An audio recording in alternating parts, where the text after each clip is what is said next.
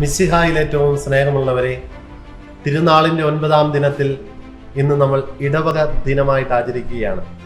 നമ്മുടെ ഇടവക കൂട്ടായ്മ മുഴുവൻ ഈ കഴിഞ്ഞ നാടുകളിലുള്ള എല്ലാ ഒരുക്കങ്ങളും പൂർത്തിയാക്കി നൊവേനകൾ ചൊല്ലി ഭവനങ്ങളിൽ അമ്പെഴുന്നള്ളിച്ച് പ്രാർത്ഥിച്ച് പ്രദക്ഷിണമായി ഇന്നലെ നമ്മൾ ഒത്തിരി ത്യാഗോജ്വലമായ വിശ്വാസത്തിന്റെ മാതൃക മറ്റുള്ളവർക്ക് കാണിച്ചു കൊടുത്ത് നമ്മൾ ഇന്ന് ഇടവക ദിനത്തിലായിരിക്കുമ്പോൾ നമുക്കെല്ലാവർക്കും പരസ്പരം തിരുനാളിന്റെ മംഗളങ്ങൾ ഏറ്റവും ആദരപൂർവം സ്നേഹത്തോടെ നേരാം.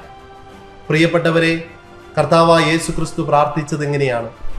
അവരെല്ലാവരും ഒന്നായിരിക്കുവാൻ വേണ്ടി, പിതാവേ, ഞാനും നീയും ഒരുമിച്ചായിരിക്കുന്നത് പോലെ അവരും ഒന്നായിരിക്കുവാൻ ഞാൻ അവർക്ക് വേണ്ടി പ്രാർത്ഥിക്കുന്നു.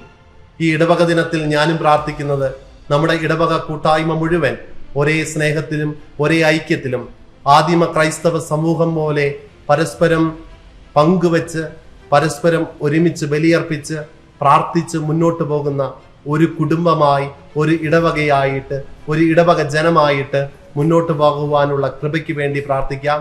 എല്ലാവർക്കും തിരുനാളിന്റെ മംഗളങ്ങൾ ഏറ്റവും സ്നേഹത്തോടെ നേരുന്നു. ദൈവം നിങ്ങളെ അനുഗ്രഹിക്കട്ടെ.